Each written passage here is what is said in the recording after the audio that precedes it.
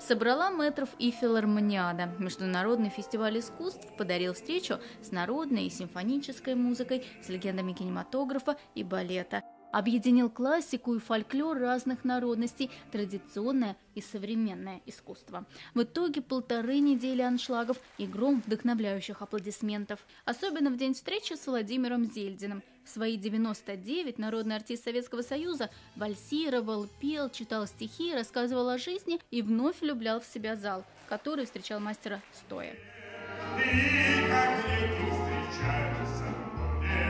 Так встречаются люди в Москве, нас веселый такой окружал, подкатала простые слова, познакомила, подружила в этот радостный вечер Москва. И в какой стране я не иду, по какой не пройду я траве, другая.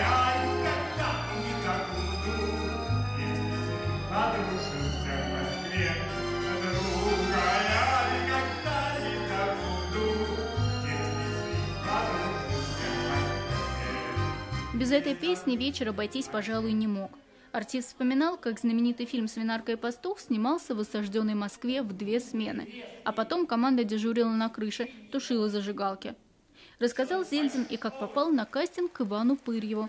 Перед встречей с режиссером, конечно, волновался мэтр. К тому же о нем ходили легенды.